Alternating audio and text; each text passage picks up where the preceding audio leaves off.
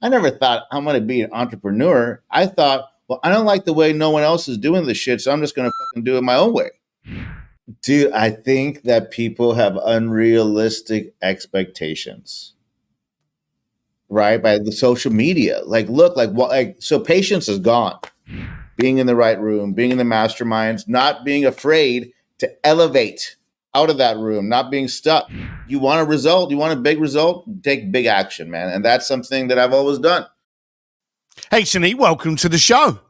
Thank you, Steve. So glad to be here. Yes, sir. I'm stoked. Let's do this. All right, so look, full transparency for the crowd. We're buddies, we're pals, we know each other. We're also, we run our own masterminds, our own events, but we're also part of the Driven Network. So big shout out to Perry, Jason, and Carson at the Driven Crowd family. I had dinner with you in Arizona. Now, I knew you as a successful person, and I think the thing that we always do is we make sure that we're in rooms full of people that see and do things differently, you know? Absolutely. And we focus on making sure we're in those environments. So when we're that good at making sure we're in those kind of rooms, you kind of know people are going to be interesting. You can almost take that for granted. You've just got to get some of those layers out of them or get a few drinks down them to find out where that interest starts. Hell yeah. But you blew me away because while everyone knows you in the real estate space, coaching, teaching, top graded realtor, they don't all know about your past and your journey. While should be a Hollywood movie, one day maybe you can introduce me to a writer who's not going to tell you the arm on the leg. What caught me, and we're going to go into it, what caught me was how every hurdle, obstacle, I suppose, stop that got in your way was greeted with a big fat smile on your face of kind of like, here we go. And entrepreneurs, and I know I'm talking too much, we're going to change that. Entrepreneurism today is romanticized, and it shouldn't be because that shit's hard. And we get stuff that we never knew about. So this is where I shut up and I let you be the star. Everyone knows where you are now. Top of the game in the real estate world. As I say, coaching, training, events. How did you get here? And give us some of those hurdles that you went through. Sure, man. And, once again, thank you for having me on here. Shout out to the Driven crew for the introduction. It was funny because I met you at I'd seen you at the previous event because you spoke. And I was like, I'm going to go sit next to this guy. the guy with the eyebrow ring. I'm going to go sit next to him. So I pulled up to that place in Scottsdale with Jason. And I was like, well, there's Steve Sims and his son, Henry. So I'm going to just go sit down next to him and get a drink. And we ended up bullshitting and it was great. So it was great. Yeah, good shit. So the entrepreneurial journey, right? Like it definitely is tough. And it is, I think social media has just romanticized it so much. I remember going to business for myself. I never thought I'm going to be an entrepreneur. I thought, well, I don't like the way no one else is doing this shit, so I'm just going to fucking do it my own way. Mm-hmm.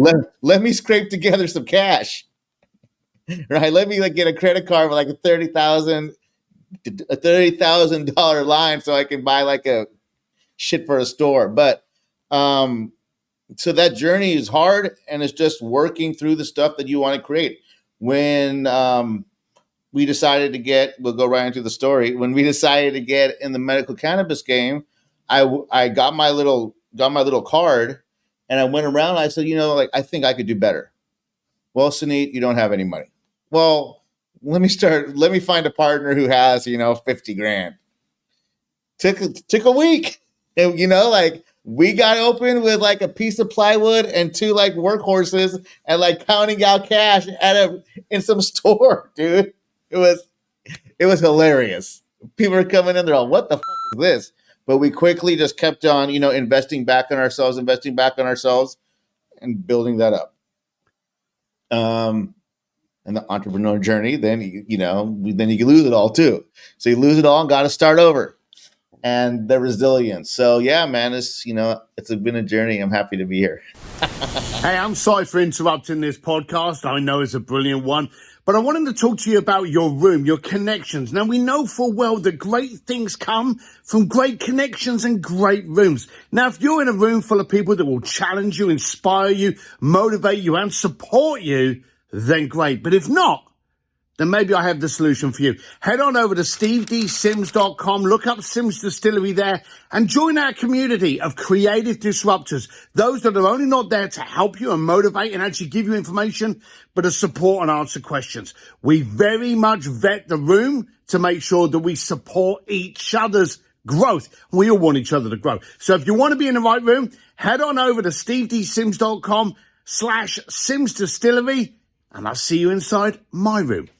Enjoy the rest of the show. So people look at everything as, if I'm going to do something, and you made the statement about entrepreneurs, you didn't think you were an entrepreneur, you just didn't like the way other people were doing it. Yeah. That's the same as every single entrepreneur on the planet. You know, there's the classic story of how Elon Musk couldn't understand why banks took 5 to 7 days to transfer money nationally between one bank to another, when it was just basically an email. Sure. And that aggravated him enough to, with his partners, launch PayPal. So most entrepreneurs actually build what they build through aggravation that either it didn't exist or they can't understand why it has to be done a certain way. You went through that. But the other problem that we have now that we're in that period of romanticizing is that we think we can only produce something perfect. And you opened up a store, counting out cash, shitty plywood and everything. That's business. You know, it's business is ugly. Yeah. And why do we think, how do you think social is hurting what real entrepreneurism is? Dude, I think that people have unrealistic expectations. Yeah. Right, by the social media. Like, look, like what? Like, so patience is gone. Everyone just sees the wins. Yeah, right? It's crazy, dude. It's crazy. Just, you know, like everyone just sees the wins, and that's why people resonate with like good stories. Like, you know, maybe that's why people like Hormozy so much, because he still looks like a normal guy, although he's rich as shit, right? He's not posting next to the Lambo. You know, he's a smart branding guy. Who knows, right? Like, that's an example. But that's where we've gone again. Too many people are pretending with all the and actually we can pick on the driven crowd, okay? And I want to be careful with my statements here, but some of the people in the room look as though they could be on food stamps, you know? And they're pulling up in, like, you got some guys turning up in like the Rolls and the Bentleys, and you got other people turning up in shitty, banged up old Corollas. In fact, let's pick on Custom. Yeah, Preludes. Yeah. Custom's like, you know, incredibly wealthy, one of the top Google experts in the planet, sold his company for a freaking fortune, still rides around in that like stick shift car of his. But there's a lot of people that aren't trying to be something they're not, and that's why they gravitate, which again brings us back to another common theme that I've realized with successful entrepreneurs is, one, we realize that business is ugly. We also realize that we're going to get shit on and we're probably going to lose it all. And we only realize that, let's be blunt, true, after we've lost it all. times. Exactly, because we don't learn very well. We don't learn the first time. And then the third thing that really keeps our head above it is we understand how important it is for the relationships that we build in the right rooms, the right relationships in the right rooms. Let's talk about masterminds for a second. Now, you've grown your business over the years. You've lost your business over the years. You pivoted into different businesses throughout those years. How important was it for you to actually get like masterminds and mentorship and outside help and advice? Every single time. The first like job and career I ever had was in the mortgage industry. Like, first time I lost everything, 2008, and that's okay. Built a ton of character. Like joining the right company with the right teaching. I remember getting like my first like this fucking cassette, some training like this script on a cassette, and I listened to that sucker every day, and that thing made me easily $1 million when I was like 25, right? This cassette. I don't even know the training, but I could probably say the script if I really had to. Maybe after a couple of drinks, Steve. But then then even inside of cannabis, like I teamed up with the top company in the state at the time. Right? I teamed up with the top lawyers and the top lobbyists, and it allowed me to further my what I was able to offer and my legal, status that we were going far back then. That was a different day. And then in real estate, Think and Grow Rich. I'm real testimony to a lot of that because I really followed that book pretty damn closely, nearly, 2, 3 times, being in the right room, being in the masterminds, not being afraid to elevate out of that room, not being stuck. People get stuck in rooms and just because it feels comfortable. When you get comfortable, there is time for you to go, right? Yeah. Like go somewhere else and elevate. For me, like I think that driven, I'm probably not the avatar type of guy for driven. I'm not, although I'm a hack marketer because I'm geeky like that. Like I have real estate companies like traditional more than anything where we sell houses, right? Like so it's not like I'm not like the avatar. However, I'm way out of my comfortable space. The amount of shit I learned there is complete different like train of thought, right? I've been over here now, and now I'm coming over here too. So that's what people need to do if they want to like level up. That's what's worked for me. So they need to. Joe Polish once said to me, the first thing you've got to learn as an entrepreneur is to get comfortable with being uncomfortable. Yeah, for sure. And it's that advantage. You know what makes me giggle is that every entrepreneur thinks their story is different, their growth is different, their pain points are different, and that they're not the same as everyone else in the room. And when you start talking, I wonder if you actually sat down with 2/3 of the people in that room. Now, of course, there are a lot of marketing geniuses in that room. Agency guys in there is what I feel like, which I like. And that's still a businessman, right? It's just we're selling something different.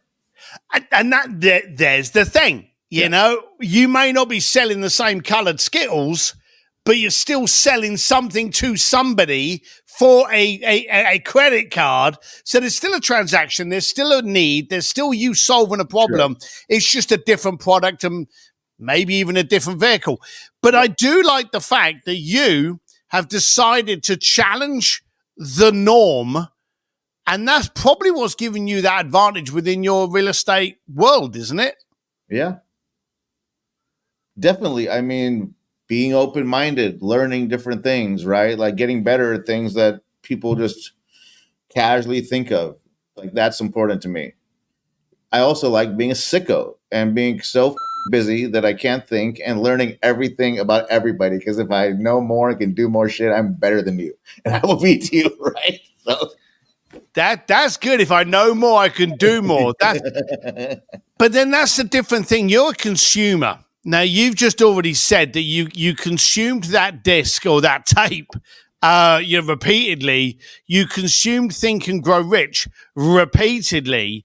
So you're a great consumer of information. Do you still, apart from the mastermind, are you still a regular addict for consumption of new styles, new information, new techniques, new tactics? New are more of the same from like reminders. I don't know if you've ever seen my home office, maybe on a Zoom, but it's full of guitars on the wall because I think I'm a musician and I love music. About 6, 7 years ago, I said, Suneet, no more fucking music during the week. Leave that shit for the weekend. Right? During the week, if you're listening to something like automobile, university, like fill your brain with all the good shit. So, and I work out every day, and I listen to something every day.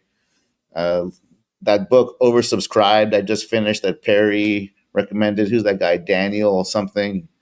Have you read Oh, that? yeah. Yeah. No, I haven't. I haven't got to that one yet. I've got, sadly, there's about 4 or 5 still on my desk I haven't even got to. This one's good. I think he's the guy that started.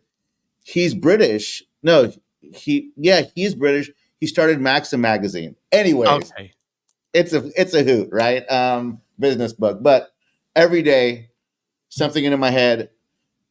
I schedule about 3-4 hours a week in nighttime to do other courses as well. So I'm consuming, bro. Yes. Like I've been doing that. Molly Pittman has that traffic course. She came on Driven Cost, and I'll fucking Yeah. buy it and watch this shit, right? Like, and it's really good, and I'm learning, and I love it. There's no rush to do it on time, but I'm like, good. So that way I know. That way, we can get better when I do hire agencies, which I have 3 that are doing different shit for me. I can just direct them better. So why are people are looking for the fast answer? You're looking for the information and then the practice. So those are 2 different types of mindset. You understand that having the knowledge is one thing, having the experience by actually actioning it is another thing entirely. And that's what's giving you the advantage. We're in a quick fix society today. People don't want the knowledge and the experience. They want the pill. I want to take the blue tablet and I want that shit done for me. But how can we change that mentality? Like, for a start, how old are you? 46. That ain't old. No, I'm young And as so, man. I yeah. feel good. So you've got that consumption, you've got that addiction to new information, and then you're actually translating it into work. How can we change the mindset? If there's someone out there going, all right, I want to learn. Learning is one thing, experience is another thing. What would you tell that person? Dude, the only thing that separates like people in this context really is you gotta take massive action, bro. Like, don't sit and wait on some shit. You want a result, you want a big result, take big action, man. And that's something that I've always done. Maybe I have big balls or I take risks. I don't know. But you have to take massive action if you want massive results. Now, Is that from some book or some meme somewhere? Because it sounds like it should be. yeah, it'll be on my page up on Instagram tomorrow. Okay, tag me, bro. Yeah, I'll make sure I will. So you've worked in many different industries, and we've chatted about the huge range of industries that you've been in. Now you're in real estate. Why did you get into real estate? So it was a backup plan. I was sitting there trying to figure out what to do for like a year. I was breeding dogs, breeding American bulldogs, trying to make a living off that. That's a horrible. My mom was disappointed in me, Steve. Mom has 3 masters. She's also, what are you going to do? I'm doing this. I got some puppies coming. So that, thank goodness I got out of that. And, real estate was really low barrier to friggin' entry. Yeah, it is. Right. And I had that license before when I did mortgages. And it was one of my friends, like, volunteered to really mentor me once again. And I got in and, it just happened to work out. I was really hungry. I wanted to make money. I wanted to make money so I could go out and party and date chicks because I was single at the time, right? Like I was bored. So and that was motivation for me and it worked out. And, for me, I've always been able to like find inspiration and motivation myself. I don't need something else. I think a lot of salespeople and entrepreneurs can say, "Oh, I'm having a down day" or some shit, right? Or do you ever hear that? Do you ever hear people that you coach say, "Though I'm having a down day"? I'm like, dude, what's a down day? Like, get to work. What's your problem? Or take the day off and but don't set yourself for having a down day. Get to work or don't. Do you know the worst thing I ever hear is when someone says they're having a down day and it's like 9:30 in the morning. Yeah. Like, you basically only just started. How can you write off, over 3/4 of the day because your first phone call at 9:00 didn't go right? So I'm going to challenge you. So you got into real estate as a backup, but you didn't get into real estate just to survive. You ended up launching, teaching, coaching. You wanted to see how far you could go with it. what urges you to be the person that wakes up in the morning and goes, well, what's next? Because a lot of people would go, well, okay, I'm breeding dogs. That's a hit or miss. But now I'm in real estate. All right, I've got a bit more regularity. But then you wanted to take further and further. So I'm trying to narrow it down. What is the gene or the mentality that makes you want to see how far you can take things? Sickness. It's a sickness. Sometimes we say like there's a big hole right here on inside of you that can only be filled with cash, and there's never enough. Okay, is it the money then? No, really not. No, exactly. You know, it's like, but that's like a joke that me and one of my partners say. We're just empty inside. We just want to see how much cash we can put in there, right? But it's not the. I think there's some competitive nature. Maybe I just want to beat myself from yesterday. I like waking up early and grinding, bro. Like, I like it. I also like playing video games and hanging out with my kids, right? And having a cool lifestyle. So I guess being successful and thinking big. Yeah. My aunt asked me, when are you going to stop? Like, what's the point?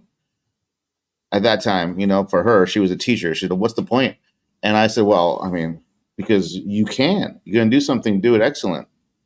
And I'm not the most successful guy, right? Like, but I like to work hard. I feel good. The work is rewarding. Doing the work is rewarding. So what's next? Because, as I say, you've been at the top of the tree in many of your different businesses. And you've been at the top of the game, and now you're up there and you're well recognized within the real estate world. What's next for you? So right now we were focused on, I actually have the hat on because it's my favorite hat, and I'm always marketing. So for the listeners who can't see it, is our Reside platform, which I told you about it. You don't understand, so I'm not going to say it again. But for those in the real estate space, there's this platform, and we saw a need where we provide a lot of the things that teams need. And it's been a lot of fun for me to be in another startup, Steve, to be in it with really smart dudes. Always that's a really good learning environment, and working on that and getting that big and continually support my team here, my local Sacramento real estate organization. Just work hard, be a good dad. Next year, travel less. Can I say that live? I don't know. Do you want to? Why you want to travel less? Because my little kids are 7 and 4, and now they miss me. And then I get home, and my wife's so like, you're leaving again next week, right? Like, hurry up, come home, be a parent, catch up on the work that you missed because maybe you stayed out a couple nights too late, right? Because you were out of town, and just I think I'd rather just. Here, this is something for me to talk. Like I did a lot of speaking gigs last year, and I want to charge way more if I'm going to travel somewhere. Yeah. I think the first thing you've got to do, and especially for anyone that speaks for a living as well, you've really got to make sure that there is a benefit to it. A lot of people, sadly, they do a lot of speaking nowadays, and it's an ego drill. And they're like, "Oh, look at me! I'm getting a round of applause. I'm the Rolling Stones for like half an hour."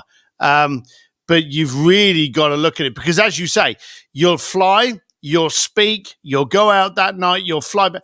That's only 24, 48 hours, but it can take you 3 or 4 days to get back into the swing of it again. I'm just wondering if maybe rather than traveling less, you just traveled with your family and to only the things that made total sense. Yeah, totally. That's what I started doing. I started taking my kids more with me, and then you because you're now look. We know what it's like when you're traveling with your kids and your wife.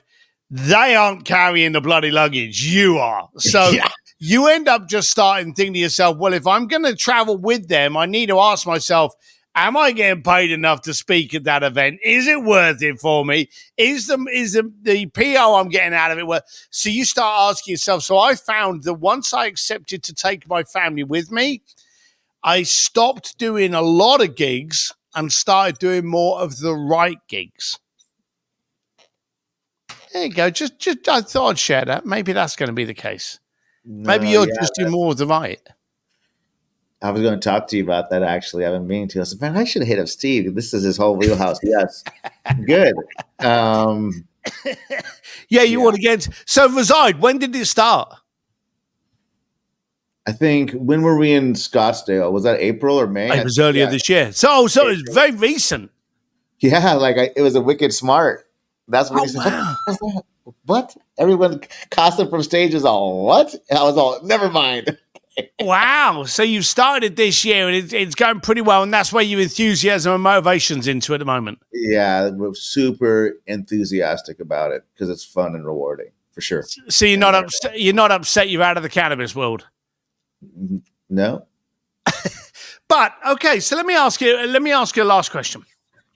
I'm not. I'm more upset that I don't have a bunch of cool-looking American bulldogs.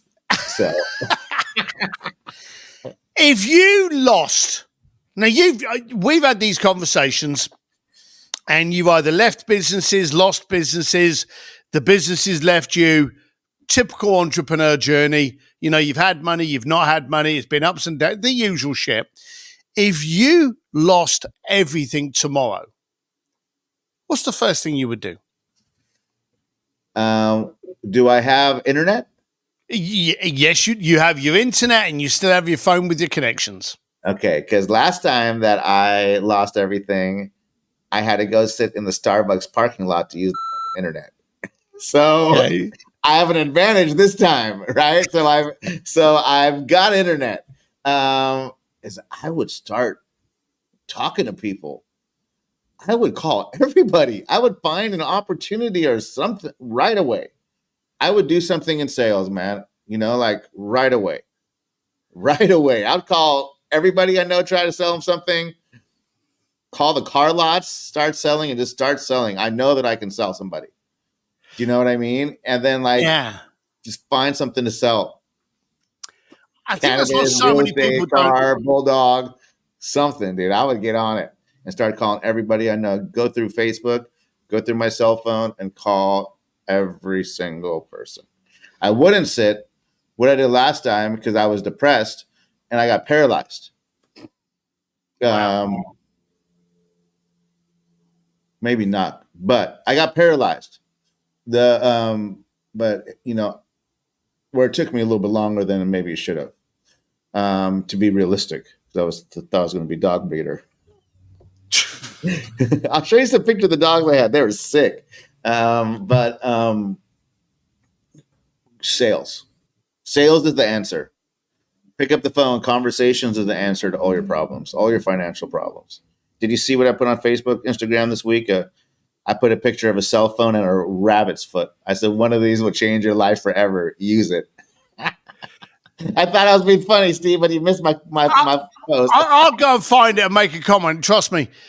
I find refreshing and what a lot of people may overlook is that it's all down to you. You sitting there and bitching about it and you hoping for it to happen is a shit marketing strategy.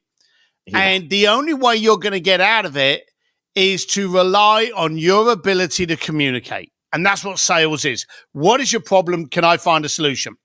Yeah. If you can't communicate, you can't be in sales. So with all the technology in the planet, all you've asked for is the internet and a phone and then the ability to talk to somebody. And if you can talk to someone, you can be back in business. Yep. So I can find something to sell. Perfect. Suneet, if someone does want to follow you and see your cool memes, where do they do that? I guess that did make a cool meme. Yes. Instagram, Suneet _Agarwal 916. My website is SuneetAgarwal.com if you want to check anything else out. And yeah, that's it. How do they look? If there's any realtors out there, and I know there's quite a lot of realtors out there, Reside, how do they find out about that? Go to SuneetAgarwal.com and opt in or send me an Instagram message to you the same way, and we'll get the conversation going and see if we can't help your business out. Perfect. Suneet, until we cross paths again, pal, thanks for being on the show and chat with you soon. Thank you. Yes, sir.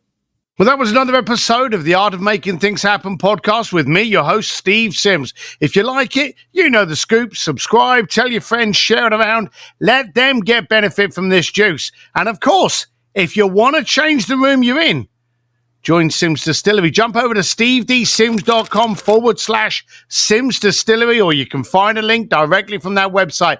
That's the room where creative disruptors get together to actually help each other become better. If you've got standards or you want higher standards, join the right room. See you next time.